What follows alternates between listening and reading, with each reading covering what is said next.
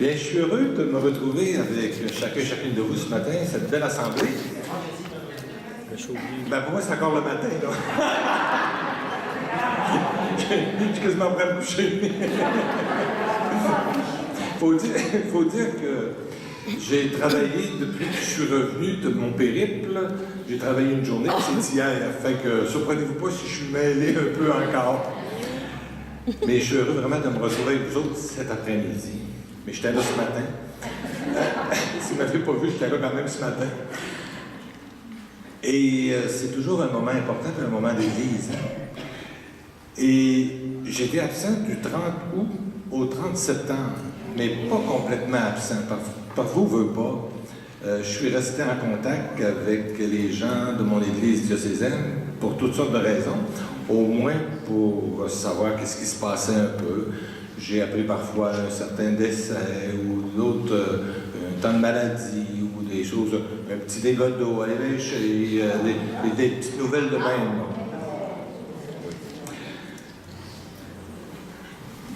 Une journaliste à Québec m'a interviewé. J'étais en route pour me rendre à Trois-Rivières. Je venais d'arriver de Rome, puis on ne savait pas trop où ça allait se faire l'entrevue à Québec, à Trois-Rivières. Fait qu'on a opté pour Québec.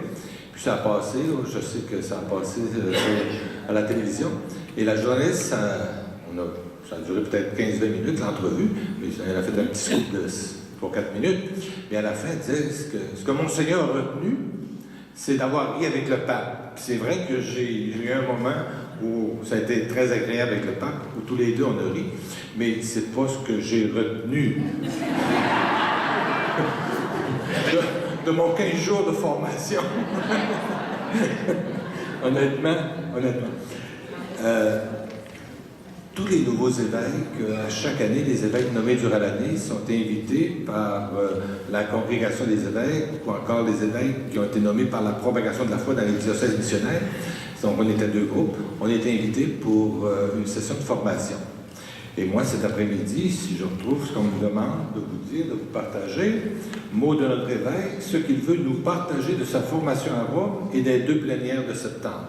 Celle avec l'Assemblée des évêques du Québec et celle de la CECC à Cornwall avec les évêques du Canada.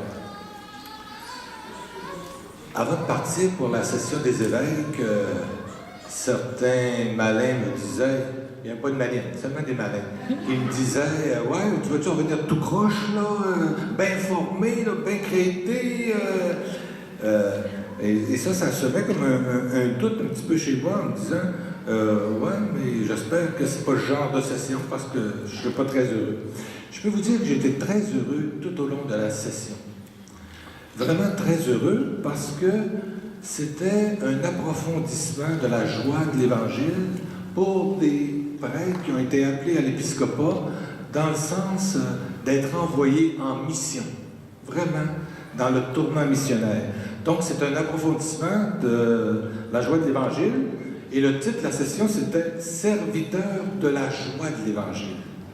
Donc, toute la session, c'était ça, approfondir différents aspects de la joie de l'Évangile, et avec des personnes, non pas qui travaillaient dans les bureaux de la curie, mais avec parfois des évêques sur le terrain, parfois des cardinaux qui étaient archevêques dans leur pays. Donc, c'était habituellement les conférenciers, c'était des personnes qui étaient déjà remplies de l'exhortation apostolique, la joie de l'Évangile, qui déjà, dans leur ministère, dans leur service pastoral, essayaient d'en vivre et de mettre en application, puis de nous partager leur expérience, puis de nous inviter à entrer dans notre propre expérience comme nouvel évêque. Je ne vous raconterai pas toute la session, mais quelques points que moi m'ont particulièrement enchanté. On a eu tout de suite à la première journée un évêque d'Argentine, Monseigneur Victor Manuel Fernandez, et entre nous, c'est le vrai rédacteur du document La joie de l'Évangile. C'est un Argentin, puis qui connaît très bien le pape, puis qui a collaboré pendant des années avec le pape François. Puis quand on l'écoutait, Puis quand on parlait avec, on lui posait des questions, j'ai dîné avec un midi, on lui posait des questions, tu avais l'impression que tu étais avec le pape François. Un homme très humble, mais un homme vraiment spécial. Et j'ai beaucoup apprécié sa présentation. Lui a fait une présentation générale, c'était comme une introduction générale à l'exhortation apostolique. Et j'ai en espagnol, le texte en espagnol, mais moi ça va me servir, je pense, pendant toutes mes années d'épiscopat. Vous allez en entendre parler parce qu'il a présenté ça d'une manière que ça semait de la joie dans les cœurs. Ça donnait de l'espérance, puis ça faisait rêver. Puis c'est pas facile à Rome de dire on va rêver de l'Église. Puis on rêvera pas de l'Église à Rome, mais rêver d'une Église jeune, d'une Église en mission au diocèse de Chicoutimi, dans le Québec. Et c'est ce genre d'évêque qui nous emmenait dans le rêve, mais dans le bon sens du mot. Pas rêver à partir du cannabis, mais rêver à partir de d'autres lieux. On a eu aussi le cardinal archevêque de Chicago, Monseigneur Kovic. Lui, c'était sur le ministère de l'annonce dans la communion du presbytériat. Ministère de l'annonce dans la communion du presbytériat. Vous savez, quand je vous avais dit, ça a été rappelé ce matin, aller vers, puis j'avais insisté un petit peu pour dire, oui, mais on ne va jamais seul, c'est avec, puis on va avec des personnes, puis c'est un peu ça. On n'annonce pas Jésus-Christ tout seul. C'est ensemble qu'on est des annonceurs et annonceuses de Jésus-Christ, de bonnes nouvelles. Donc, c'était intéressant. On a eu aussi l'annonce de la parole dans un monde médiatique par le père Antonio Spadaro. Spadaro, le monde italien, ça faudrait vérifier. Il est connu parce que pour la revue, des entrevues qu'il fait avec le pape François dans la revue le pape Gérard, tu dois savoir, j'ai 8 ans de cours. Je chercherai là. Et lui il nous rappelait tous les médias sociaux. Souvent, on pense que c'est quasiment un paquet de fils, puis un paquet de ci, puis un paquet de réseaux. Puis lui, il disait, non, vous êtes en relation avec des personnes. C'est un réseau de relations de personnes, n'oubliez jamais ça. Et c'est un lieu aussi pour écouter, c'est un lieu pour partager. Puis, il nous donnait quand même certaines indications pour que l'annonce soit pas une annonce dans le sens du prosélytisme, mais dans l'annonce type témoignage, créer des liens, pas nécessairement avec des inconnus, mais avec des personnes avec qui on entre en relation par des moyens. Puis il nous a mis en garde aussi sur certains problèmes. Vous comprendrez que dans le cadre et dans la vie de l'Église actuelle, partout ce qu'on va, la question de la protection des mineurs, des abus sexuels, de tout ce qui se vit, vous comprendrez que c'est présent, ça a été présent au cours de la session. On a eu le cardinal O'Malley de Boston, qui est le président de la commission pour les délits sexuels, puis qui conseille le pape beaucoup, le pape François. On a passé une journée avec, c'était justement sur la protection des mineurs. Et souvent, c'est des choses qu'on sait, mais c'est bon de se le faire redire, de ne jamais oublier les victimes, jamais oublier les victimes, puis tout faire pour que ces choses-là ne se répètent plus, prendre vraiment les moyens concrets. Et je n'ai pas senti à Rome qu'il y avait des questions taboues sur ce sujet. C'était un dialogue très ouvert, puis le texte de sa conférence aussi était très ouvert, en voulant dire, puis il nous a dit qu'on en avait pour longtemps. Il parlait aux évêques, là, mais il dit, surprenez-vous pas, là, ça sort à une place, ça sort à l'autre, ça sort à l'autre. Et il dit, c'est une heureuse crise, dans le sens de ce qu'on parlait ce matin. Il y a quelque chose d'autre qui est en train de naître, puis des choses qui ont été peut-être cachées dans le passé, qui ont été sûrement cachées, des situations intolérables. Et j'écoutais Monseigneur Aupetit, l'archevêque de Paris, avant-hier, que lui disait, c'est un médecin, c'est un chirurgien de profession, qui est archevêque de Paris. Puis lui, il disait, ben, moi, mon métier de chirurgien me sert encore comme évêque. Et il dit, quand il y a un abcès, puis qu'il y a du pus, il faut vraiment le retirer pour que la personne puisse guérir. Donc, que ce soit à Rome lors de la session, que ce soit à l'Assemblée des évêques du Québec, le thème est revenu, que ce soit à la conférence épiscopale des évêques canadiens, la CECC, on s'est penché aussi sur cette question-là depuis longtemps. Moi, je n'étais pas là, mais à la CECC, mais on a voté le nouveau document sur la protection des mineurs, ça a été voté, puis dans les semaines à venir, vous allez en entendre parler sûrement, il va être mis en circulation le document. C'est plus qu'une mise à jour de l'ancien document qui avait paru, je pense, en 92-93, quelque chose de même. 14. Puis le titre, c'était déjà De la souffrance à l'espérance. De la souffrance à l'espérance.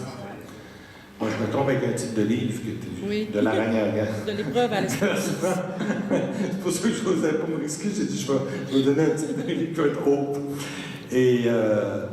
Et c'est sûr que ce soit à Rome pour la formation des nouveaux évêques, que ce soit avec les évêques du Québec, avec les évêques du Canada, c'est une question qui est très, très, très, très importante, qui n'est pas prise à la légère, puis que c'est un devoir vraiment ensemble, pas seulement les évêques, mais comme Église. Et il y a un conférencier à Rome qui disait, vous savez, dans les situations de crise en Église, ceux et celles qui ont le plus aidé, ce sont des hommes comme François d'Assise, Catherine de Sienne, puis nous en avons nommé là, des personnes profondément éprises de Jésus-Christ, des personnes qui aimaient profondément l'Église, peuple de Dieu, puis qui la voulaient belle, cette Église, et au service. Et ce sont ces hommes, ces femmes, qui souvent ont interpellé et ont presque donné leur vie par amour pour une Église. Puis en même temps, il faut se rappeler, puis c'est pas pour justifier, mais que l'Église est faite d'hommes et de femmes comme nous. Je ne sais pas s'il y a beaucoup de personnes parfaites ici. Moi, je ne suis pas. Il y en a un qui a levé la main, mais je ne le nommerai pas. J'aurais besoin de plus amples références. Je trouve que la référence vient de proche. On a eu aussi une formation à Rome, une journée, sur la relation pastorale et l'équilibre dans la vie affective des prêtres, qui était un thème très important. Et c'était le père Cencini. Puis moi, je l'avais connu pendant mes études à l'Université Laval. C'est un prêtre qui est un psychologue de formation, psychiatre. Puis c'est un religieux qui a travaillé beaucoup dans la formation pour l'accompagnement des futurs religieux et religieuses. Donc, c'était aussi très intéressant. Une rencontre qui m'a marqué et qui me marquera probablement pour la vie entière, c'est avec le cardinal Gregorio Rosa Chavez du Salvador, qui était un collaborateur très proche de Monseigneur Romero, qui a été auxiliaire toute sa vie, et que le pape François en a fait un cardinal. Puis lui, il est venu nous parler de la place privilégiée des pauvres et l'administration des biens de l'Église. La place privilégiée des pauvres et l'administration des biens de l'Église. Et c'était une très belle conférence. C'est aussi un témoignage parce que je pense que cet homme-là, il n'aurait pas parlé, il n'aurait pas dit un mot, puis il aurait provoqué quelque chose dans les cœurs, puis dans la vie des personnes. C'est le genre d'homme témoin que tu le salues, puis on dirait que tout est déjà fait. C'était assez exceptionnel.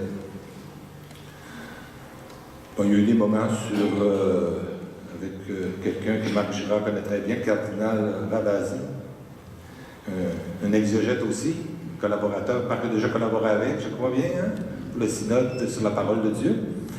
et qui est venu nous parler d'une certaine manière de la pastorale de la culture.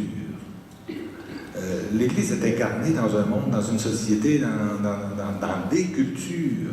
Et là aussi, on a à être des annonceurs et annonceuses de bonnes nouvelles, mais dans une culture, dans des cultures. Nous parlons aussi du dialogue interreligieux, j'en passe un peu.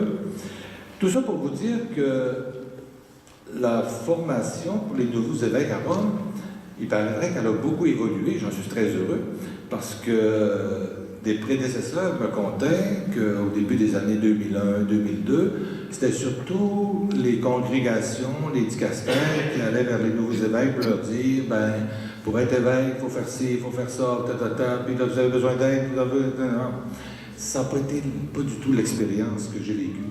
Donc, ça a été une belle expérience d'Église universelle, avec maintenant des collègues évêques de partout, d'Amérique du Sud, de l'Asie.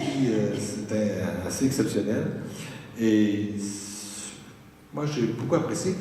Je dirais que ça a été un ressourcement. Tout ça se vit aussi dans la prière et dans la réflexion et dans le partage. Fait que c'était un ressourcement.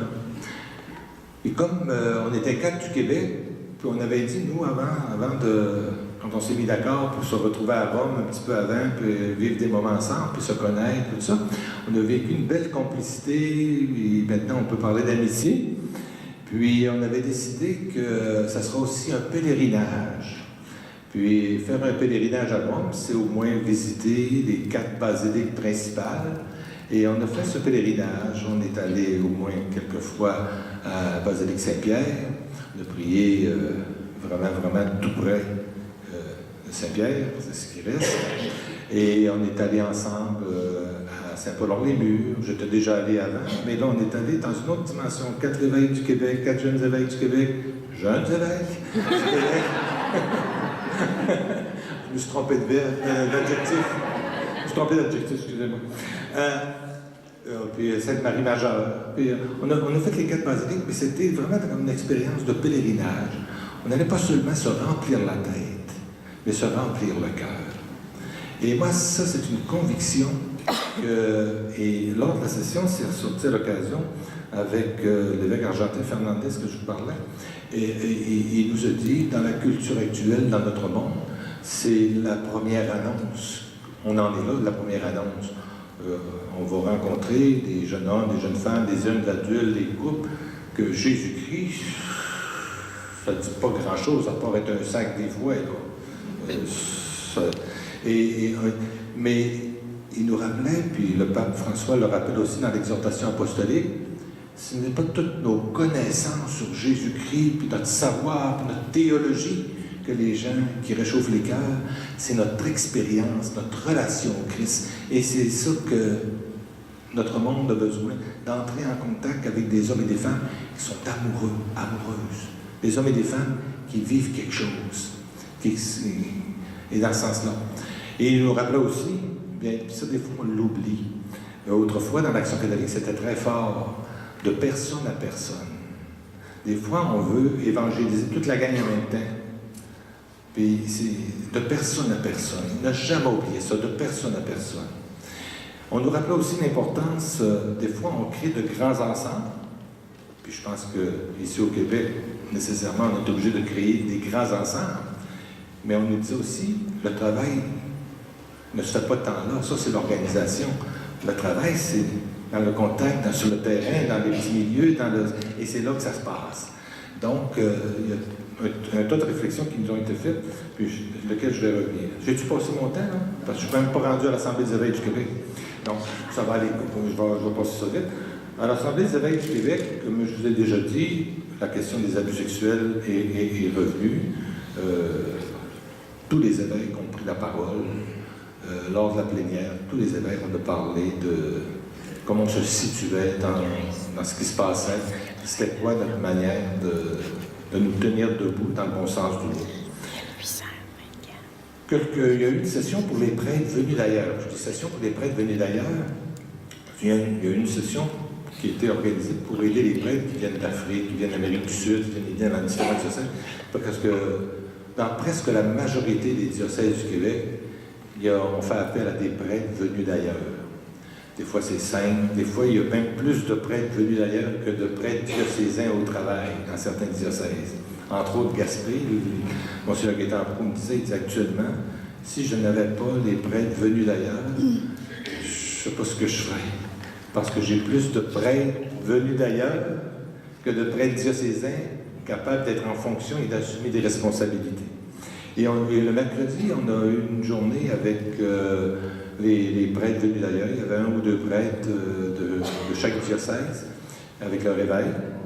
Et on a pu écouter leur expérience, puis partager avec eux. Puis c'est des situations nouvelles, puis c'est des situations... j'ai aimé entendre des prêtres venus d'ailleurs me dire on ne vient pas remplacer les laïcs. On ne vient pas empêcher les laïcs de prendre leurs responsabilités puis d'être vraiment au service de l'Église locale. Mais nous, on vient offrir le service spécifique qu'on peut offrir, mais on ne vient pas remplacer. On vient travailler avec. En tout cas, il y a une vidéo vocationnelle qui a été produite par l'ARDPV. Suzanne Dion serait contente. J'ai dit ça toute une claque, mais je l'ai lu.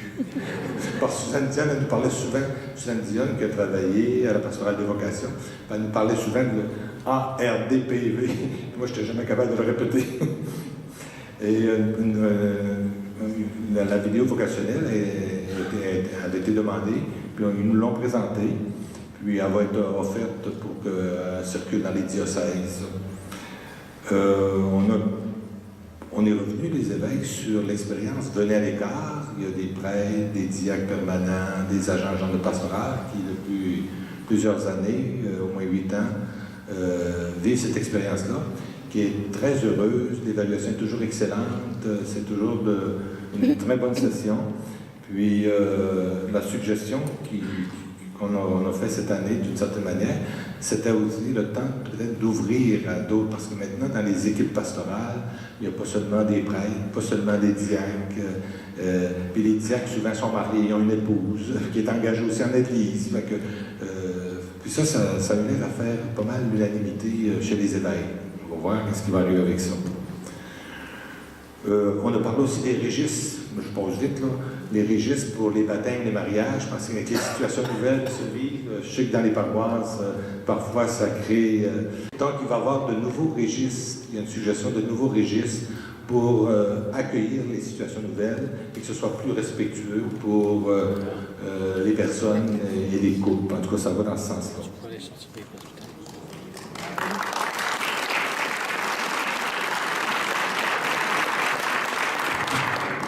Je vous remercie pour les applaudissements, mais restez quand même prudents. Des fois, à l'Église, les affaires avancent pas aussi vite qu'on pense. Des fois, on pense que ça va bien aller. Je souhaite de tout cœur, mais c'est pas... Je termine avec quelques mots sur ma participation à la conférence des évêques catholiques canadiens. Une première expérience à Cornwall, c'est un peu un autre monde. Avec les évêques du Québec, on est en famille, on est entre nous, et vous ne voulez pas, les situations ne sont pas si différentes au Québec d'un diocèse à l'autre. Des fois, la grosseur, la grandeur d'un diocèse, les ressources, mais c'est pas si différent.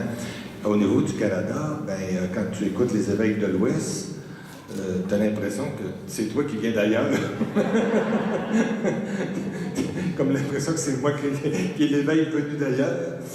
Non, c'est qu'il y a une disparité beaucoup plus grande, mais c'était quand même intéressant. Il y a une belle fraternité qui s'installe, puis c'était quand même bien, mais c'est plus ardu nécessairement. Je vais essayer d'améliorer encore mon anglais. Là, j'en savais 3 mots à peu près. Là. Je vais essayer de me rendre à 5 cette année. Je ne mets pas la barre trop haute quand même, là, mais je vais quand même essayer. C'est un peu tout ça. À l'ACECC, on a travaillé, il y avait un projet de lettre des évêques au peuple autochtone. Puis on a retravaillé et retravaillé et retravaillé parce que c'est tellement différent le Canada. Les évêques de l'Ouest suggèrent une affaire. Les évêques du Québec ont dit, chez nous, ça ne pogne pas ces affaires-là. Il ne faut pas dire ça comme ça. Là, on commence, là. parce que c'est différent. Fait que c'est pour ça qu'il ne faut pas se surprendre des fois quand en Église, des fois les démarches sont plus lourdes. Mais au bout de tout ça, il se passe toujours quelque chose d'intéressant. Donc, de l'ensemble, je suis content du mois passé, mais je suis très content de revenir, de faire mes valises, de dormir pas mal. En tout cas, là, j'ai dimanche soir, lundi soir, bon, ce soir, troisième soir dans mon lit, ça me fait du bien. Fait que, je vous remercie. Puis merci aussi aux personnes, à Sœur Janine Lapierre. J'ai retenu de suite, puis j'ai dit ça, c'est bon pour tout le temps. Retourner à la source. Hein? Toujours retourner à la source. Puis c'est bon pour nous autres, ça. Hein? D'où on vient? Quelle est notre source? Notre source, c'est une personne, c'est Jésus-Christ. Notre source, c'est des petites communautés. Notre source. Merci beaucoup.